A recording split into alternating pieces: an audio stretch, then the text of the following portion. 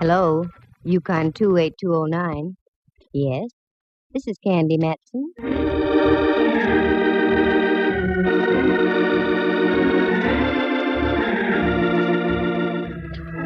Do you have a little unsolved murder in your home? Got some blackmail you want to unload? Are you the victim of some vulgar extortionist? I know a girl you should meet. She may not be the greatest private eye in the world, so what if it does cost you $300 or $400? She sure is sweet.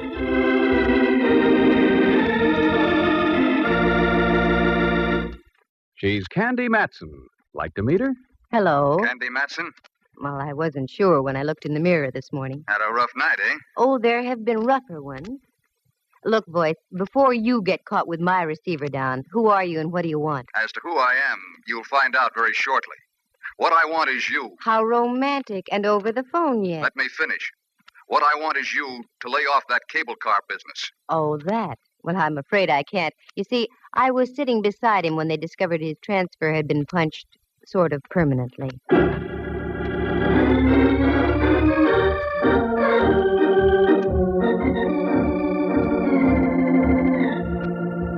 That's how things happen with me. I get into the craziest routines. You see, I used to be a model. I've been told I have the proper displacement for such a career. But I found there wasn't enough money in it. A girl has to maintain a nice apartment on Telegraph Hill, keep enough clothes to highlight the displacement I mentioned, and also eat, doesn't she? Sure. So I turned private eye. You meet a better class of people, mostly named Rigor or Mortis. Now take this cable car deal. It's positively fantastic. But after all, this is radio, isn't it? Like to hear how the whole thing happened? Leave us trip along to Act 1.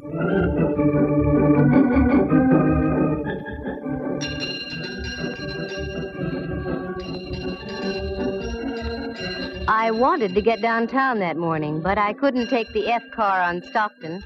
They were ripping up about 87th Street, which is par for the course. So I walked down Telegraph Hill and up to Mason. That's where the Bay and Powell cable car stops. All aboard! Come on, Lana, show that shapely ankle. We gotta make the Fairmont by Whitsuntide. The car was loaded, and so was the character next to me. I tried to budge into the seat between him and a Fisherman's Wharf dowager, but I couldn't quite make it. I'd forgotten my shoehorn. Say, pardon me, but would you mind reading your Wall Street Journal over that-a-way a bit? I'd like to sit in here. Oh, if you insist. A knight of old. He budged his hips a quarter of an inch, and I slipped in, ready for my rocket ride over the hill and down into town. The trip, as usual, was uneventful. 3 smashed fenders and several choice words I'd never heard before, but I wrote them down. By the time our prairie schooner reached the turntable at Market Street, the crowd on the car had thinned out. But Buster was still beside me, his head buried in common and preferred. Market Street. I started to get down. Hey, lady, take your boyfriend with you. We're heading back up the hill. Boyfriend? I'll sue. He looks like the advance man for Lewis and Clark. How do you like that? He fell asleep over his stocks and bonds. I looked again. Hipsy wasn't asleep. Hipsy was stone cold dead on Market.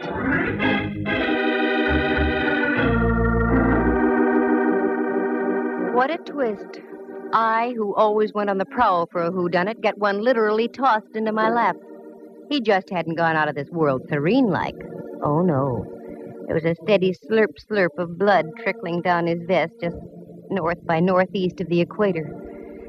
After a half-hour wait full of questioning by homicide legmen, I knew my morning shopping tour was rained out. And after all, I was only going to buy an emerald clip to match the glint in my eye. Well, that would have to wait. I knew the next step. I grabbed a cab home. I wasn't long in waiting. Right on cue. And if it was the right cue, it would be Lieutenant Ray Mallard from headquarters, daintily pressing his cuticles against my apartment buzzer. I was right. What? I've been expecting you. Come on in, Mallard. You've been expecting me. Why, Candy? Naive little rover boy, you. Have a drink? No, I'm not in the mood. Just make it a double. Sit down, Mallard, and let's be civilized. Take off your hat. It is off. Oh? Candy, for once I'm puzzled. You're just saying that. Yeah, because it's true. I've checked and rechecked. No matter how many loose ends I tie together, I still get no connection between you and Dwight Ellsworth. Dwight Who'sworth? Ellsworth, your extremely limp traveling companion on the cable this morning? Mallard, I can give you an angle on that. Yeah? Yeah. The angle being that I didn't know him from Adam. Level? Straight. Oh, look, honeypot, this mediocre dialogue is getting us nowhere. What did you haul your size 11s in here for? Oh, frankly, I don't know. Here, fill it up, will you? Well, you're not just going around in circles, Mallard. You're going around in doubles. Yeah. Like I've said before, Candy, you've got a pretty view from here. Oh? Wait till I turn around. I mean from your window. Look at that ship down there, just docking. Where? Down there. There's romance for you. Probably just in from the Far East. Here's your drink. Oh, thanks. You know, it is sort of romantic. Don't you think it'd be fun to jump on a tramp like that and whisk off to the South Seas? Hmm? On a honeymoon? No. That's what I thought. South Seas. Mallard. Don't call me Mallard. Why not? We're just playing for ducks, aren't we? Very crisp. Playing for ducks. No, Candy, we aren't. Not in this case. We've got a dead man in our hands. Rudy Toot Toot shot right through the heart. And you were sitting next to him. Sure. Go on now. Get out of here. What? You heard me. Lift your hindquarters and get back to headquarters. Candy, I don't like that look. You've got something on your mind. Yeah, but you wouldn't recognize it if I told you about it. One word of warning. Don't dabble. You're in deep enough. Got it? Got it. Here's your hat. Grab it. So long, Mallard. See you around a jailhouse sometime. Fie, fo, fum. 'Twas then I smelled a big fat fee. That great, big, kind of attractive Mallard. He missed the boat. Oh, he saw it, but he missed it. It was that ship he saw docking. That was the first time I came out of the dark since my Tunerville ride down the hill in the morning. I needed help, so I called an old friend of mine, if you can call that help. Rembrandt Watson was his name. He was a photographer and other things. He spent most of his life in the darkroom dabbling with bottles. His negatives and prints were sharp. His thought processes, not quite. But he'd given me assistance in the past, so I called him. Rembrandt Watson speaking. Photography, portraits, and camera work. Yes, Rembrandt, I know. Also available for gardening, janitorial service, and babysitting. Rembrandt, it's Candy. Especially if they're over 21. Who? Candy? Now you're tuned in. How dare you, baggage. I was experimenting with a new type of formula. 90 proof for 100. 100. And Candy, it works beautifully. There's a delightful little pixie in a pink ballet skirt in my living room. Well, leave her there and get over here immediately to my place. Take a cab. I'll pay for it. I'd much rather have a handsome carriage with a brace of chestnuts. You've got 'em in your head. Now just do as I say and get over here.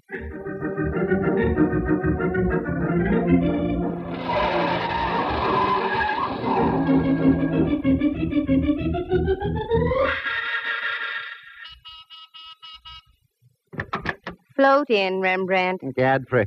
Where's the man to take me cloak, gloves, and topper? You're wearing a sport coat and slacks, and you know I have no man. And therein lies your basic trouble, my dear. You have no man. Now, Rembrandt. Every man should have a woman. Every woman should have a man. It's the incontrovertible law of the universe. Candy, you should have a man. You. Sure, I'm no longer a man. I'm a sprite transcending the world. Well, stop transcending a moment and come down to earth. We've got a job to do. How poetic. How idyllic. We've got a job to do. For money? Eventually. Oh, one of those. Very well, my dear. Bring me up to date. Well, I don't really know if I can or not. Good. And I shall leave and return to me formula. Oh, no. What I mean is, the whole story is so fantastic you'd never believe it. I might. Try me, Candy. Well, I get on a cable car and sit next to a character reading the Wall Street Journal. A strange coupling. A cable car and the Wall Street Journal. Yeah. And when we get to the end of the line, my friend next to me is dead. Probably the ride down the hill frightened him to death. Uh-uh. He looked like a used punch board. He had a neat little bullet hole through his heart. Candy, my little ballerina friend in the pink skirt is more believable than what you just told me. I told you it was fantastic, but none know how it happened. Now, sooner or later, Mallard is going to come out of his fog. And when he does, I'm going to be out of a fee. A fee that so far doesn't exist, my pretty. It will, if my hunch is right. Now, here's what I want you to do. Go down to the Chronicle and get all the back files you can on Southern Islands Steamship Company. The Chronicle? A pleasure. I have a few questionable companions. there who indulge in formulas. Stay away from those companions and just do as I ask. Very well, my dove. I go, but entirely against my will. And where will you be? Around town, Rembrandt. I've got to do some legwork. Let me assure you, Candy, you have just the right equipment for it, too.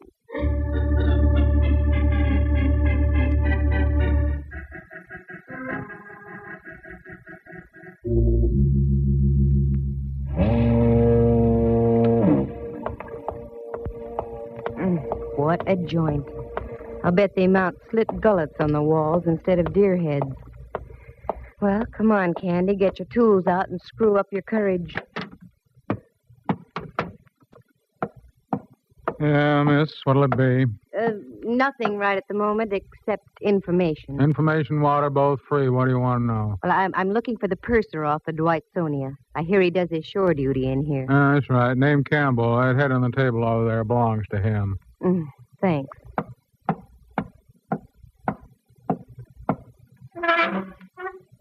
Hello, sailor. Hey, Campbell. Wake up. Leave me alone. Come on, snap out of it. Who are you? What do you want? My name is Candy Matson. I want to ask a question. I'm only drinking. Go away. Not until I find out what I want to know. Dwight Ellsworth was murdered this morning. What? I thought that would bring you to.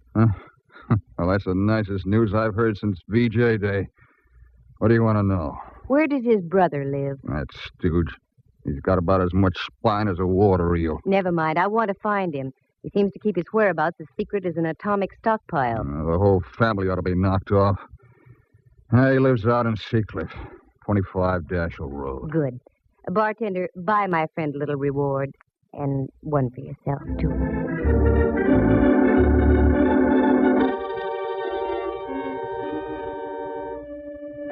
Well, so far, so good. Oh, how did I know about Campbell, the purser? Well, you see, I have quite a few friends, most of whom my pal Mallard doesn't approve. So I grabbed a cab and navigated the driver out toward Seacliff. It was so foggy I couldn't see the meter. But I paid him anyway, gave him a neutral tip, and dismissed him. There it was, 25 Dashel Road. An austere-looking cabana, one that dared you to ring the front doorbell. I dared. I had the awful feeling I should have been around at the side door delivering hand laundry. Good evening. Except for the fog, yes. Is Mr. Ellsworth in? Yes, he is. But I'm afraid I must ask you to leave. There's been a death in the family. I know. That's why I'm here. Come in, please. Thank you. Walk this way, please. Oh, I'm afraid I couldn't, even if I lived to be 100. Mind your tongue, young lady. You're in the house of an Ellsworth. Oh, hoity-toity. The old babe had delusions of grandeur. Well, no need to get uppity with me. I've mingled with royalty. I once played a bit part in a Rita Hayworth picture. But this old gal was really something. She couldn't have been more than 45, yet looked like something out of the Barretts of Wimpole Street. She ushered me into a large-ceilinged living room, and there on the divan was my boy, his head lowered into his hands and quite obviously touched. Quite obviously. Roger, this young lady is here to see you. I don't believe you mentioned your name. Candy Matson. Matson? Are you in shipping, too? Of a sort. Oh, this is my wife, Miss Matson. You'll pardon me if I don't seem hospitable, but my brother was murdered this morning. I know. I was sitting next to him when it happened. You were? Don't talk to her, Roger. I don't trust her. This whole thing is a threat of some kind. No, it's not a threat. It's a business proposition. I'll come right to the point. You see, I'm a private detective. Oh, one of those persons. Put your nose back down, Mrs. Ellsworth. I want to get the show on the road. Yes, I'm a private detective, and I'm in a spot, too. The police think I'm connected with the case in some way, so I'm here for a double purpose. I'm listening, Miss Matson. Roger, I forbid you to speak with this woman. Too late, Mrs. Ellsworth. Now, this is it. I'm in this business to make money.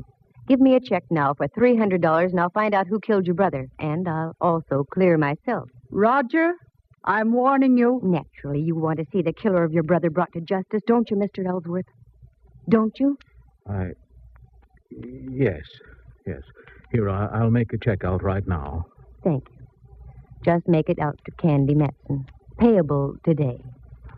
It's a lovely collection of guns you have, Mr. Ellsworth. You hunt much? Oh, yes. Yes, my wife and I are quite fond of shooting. She's an excellent shot. There you are. Thank you. I'll be in touch with you sometime tomorrow. Mr. Reed didn't say a word. She just stood there against the fireplace and shot sparks through me. After I waved the check in the air a few times to dry the ink, she showed me to the door. Very clever, aren't you? Taking advantage of a weak-willed man. I wonder who made him that way. Don't cash that check. I mean it. Don't cash that check. Mrs. Ellsworth, $300. I need the money, badly. I need some new rolls for my player piano.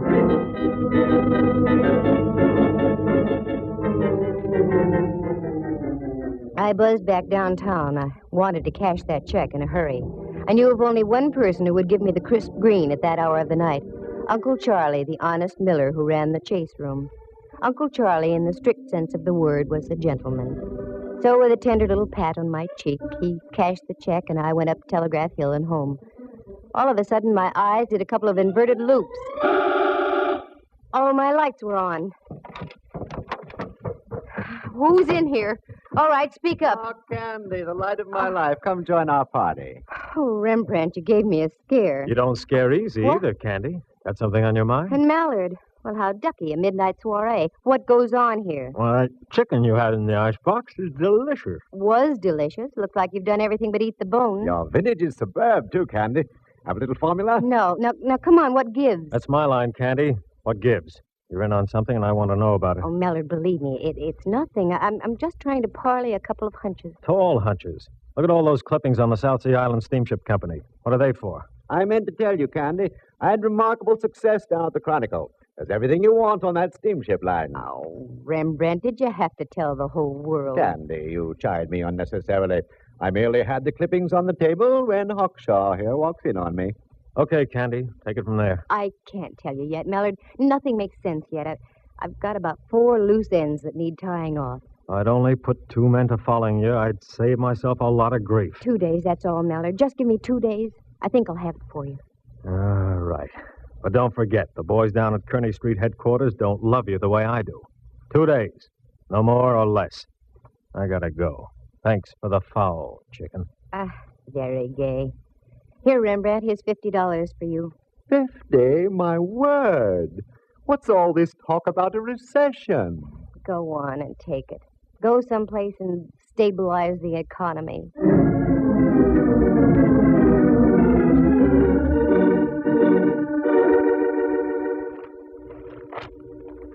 I whipped through the old newspaper clipping. It was all there. Fire at sea on Ellsworth ship. 2 seamen lost off Ellsworth ship near Honolulu. South Sea Island line ship loses rudder in storm. On and on it went over a period of 3 years. I threw the papers back on the table. Helped myself to some of Rembrandt's formula. Turned down the lights and went out on the porch. The bay was dark except for an occasional path of light from a passing freighter. I sat down to think and think. Then, click, just like that, 2 little tumblers in my mind fell into place. Only one thing to do, and that was to do it the hard way.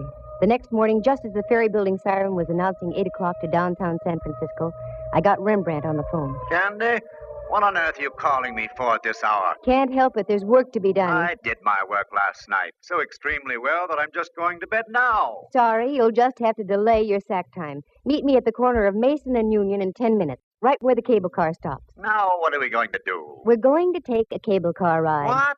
One of those bouncing, jerky little contraptions? Not the way I feel this morning. Oh, yes, you are. Union and Mason in 10 minutes.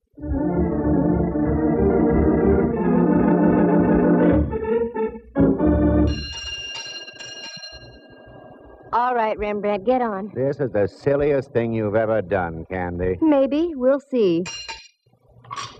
Dwight Ellsworth was already on the car when I got on here, and alive. How could you tell? He mumbled something when I asked him to move over. Sounds logical, although I once remember stumbling into a corpse who mumbled for hours after it had been liquidated.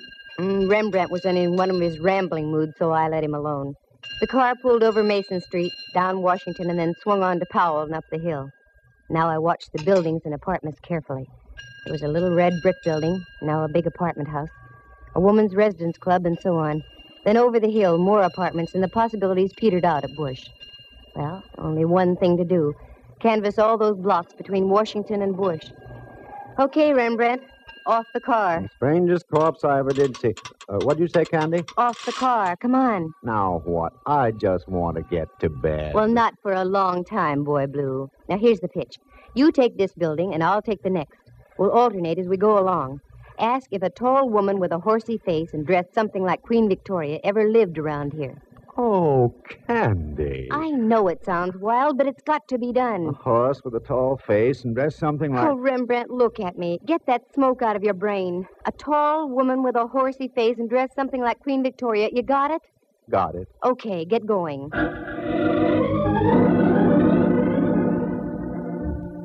It was slow and tiresome. And the answers I got. A tall gal dressed like Queen Victoria? Oh, sister! That was about par. Nope, nobody like that ever lived here. Are you positive? A dame who fits that description? Yeah, I'm positive. The morning wore on, and so did we. We were over on the other side of California Street now, so we stopped and had a bite to eat. I had pickles with mine, and Rembrandt had olives on toothpicks in a glass. And again, we picked up the hunt. My heart was suddenly making with a rumba. There, just on the other side of Clay, in front of a 3-story red brick house, was a police squad car. There was a little knot of people gathered around. Daintily lifting my crinoline, I did a Mel Patton down the block and up the front steps. I didn't have any trouble finding the room. The door was wide open, and there was a body on the floor. 4 representatives of the law were buzzing back and forth. One of the buzzees was Mallard. Well, my little ambassador of violence. Why is it you're always around the extremely dead, Candy? I've got no time to brandy the ad-libs, Mallard. Who is it? I don't know yet. No identification. Let me see. Huh. A pen pal, maybe. I was right. I knew it. Knew it? Knew what? You're right, he was a pen pal. He wrote me a check last night for $300. His name is Roger Ellsworth.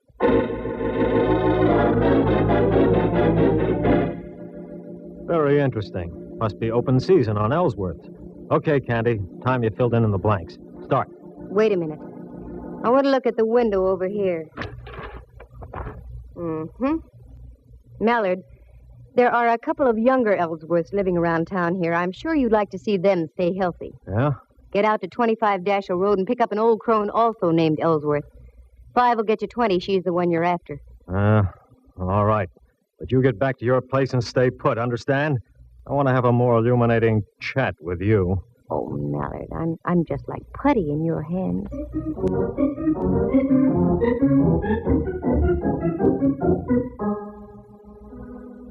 The moon was coming up over Diablo and spraying a path of silver on the bay. Still no Mallard. I wondered what could be wrong. Well, this was it. This was the showdown. Have you seen a tall face with a horsey woman? Oh, Rembrandt. Candy, I'm so mad at you I could... Oh, what's the use? Now what's the matter? What's the matter, she says. I've been roving all over Powell Street ringing doorbells. Where did you go, you traitor? Oh, Rembrandt, I'm sorry. And in the excitement, I forgot all about you. What excitement? There's been another murder. In a moment, there's going to be another. I'm looking right at you, Candy. Oh, cool off. Have some formula and stop snorting steam. What was that? Your window, Candy. It just shattered. What? Oh, wait a minute. That window didn't shatter by itself. Quick, get the lights, Rembrandt. Now duck down here. What sort of a silly game are we playing now? This isn't a game, believe me. Candy! Candy, are you all right? Yikes, it's the gumshoe. Yes, I'm all right. Where are you, Mallard? Over here, 2 houses over. We've got your girlfriend trapped on the roof next to you. Don't move and stay covered. Okay. All right, Mrs. Ellsworth. Are you coming down peacefully, or do we have to play cops and robbers? I'm not coming down until I get that Candy Matson. She did it. She forced me to kill my own brother-in-law. Have it your own way. Okay, loosen her up a bit, boys. Better than the 4th of July. Keep your head down, Rembrandt. Oh, is that what was up? Ready to come down, Mrs. Ellsworth? No, I'm not. That hateful woman. She's ruined my whole life. All my plans. Just because of her snooping and prying. She's going to die, I tell you.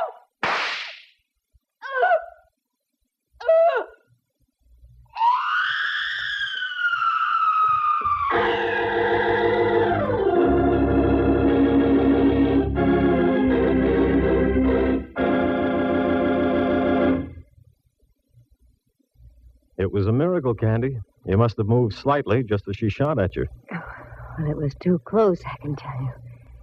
She's dead? Oh, decidedly. I think she was dead before she hit the ground. That one shot got her.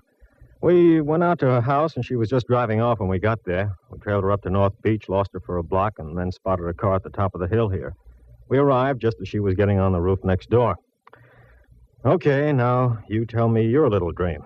Well, it was that ship docking that set my wheels going around. The name Ellsworth started burning in back somewhere. Mm-hmm. You saw the clippings we dug up. Yeah. The South Sea Island steamship lines were slowly being sabotaged. I did some checking, and I found that the insurance companies weren't going to renew. Yeah. I don't know why I didn't tie that in sooner. Oh, it's just that you have too many things on your mind, Mallard, dear. I went out to the place on Dashiell Road, and when I left, I was pretty sure the old girl had knocked off her brother-in-law. Why? Well, for several reasons. One, she was a venomous old witch. Two, you've never seen such a collection of guns in all your life. And her husband admitted she was a darn good shot. I also saw one little pot gun that was very interesting. It had a silencer on it. Uh-huh. That was the one she used on you tonight. And also the one she used on Dwight Ellsworth from the window of that apartment where you found her husband. How do you know? Go back there. You'll see a nice little bullet hole in the curtain with burned powder all around it. Now, don't tell me that... Yes, I'm telling you that she rented that place knowing that her brother-in-law always went downtown on a certain cable car. She waited that morning until we were riding by, and she plunked him. I have now heard everything. And the reason? Dwight Ellsworth, rather than fighting the insurance companies, had decided to sell his steamship line. But the old gal thought she'd beat him to the punch by knocking him off. The steamship company would then fall into her husband's hands. Yeah. What about her husband? Well, after he gave me the check and I left, they evidently had a fearful row, and she spilled the beans. Somehow she lured him down to that place on Powell and gave him some lead poisoning, too. And that's all there is to it. Candy, I wish you'd have told me all these things earlier. We might have been able to save the life of Roger Ellsworth. No, it wouldn't do any good. Because if she hadn't killed him, I was going to. What? Mm-hmm. While I was waiting for you to get here, the phone rang. It was Uncle Charlie, the honest miller. That no-good Roger Ellsworth. His check bounced like a brand-new golf ball. What's so funny, Mallard? Listen in again to the further adventures of Candy Matson, Girl Sucker. Well, that's the way it goes. Sometimes you win, sometimes you don't. In this case, nobody did, except Rembrandt. He'd stocked his darkroom with $50 worth of formula, and not the kind you use on negatives either. Let's see. Murder on a cable car, Dwight and Roger Ellsworth done in as well as the old gal. One check that bounced. It really does sound fantastic, doesn't it? But I told you this was radio, didn't I? Oh, wait a minute. Maybe I did come out ahead at that. On the way out, Mallard leaned down and kissed me. The first time it ever happened. You know, at times it's kind of fun to be in the arms of the law. Listen again next week at the same time. For excitement and adventure, just dial... Candy Matson, YUkon 28209. Heard tonight were Helen Cleve, Jack Cahill, and Harry Bechtel, Jack Thomas as Rembrandt, and Henry Leff as Mallard. The program stars Natalie Masters as Candy and is written and produced by Monty Masters.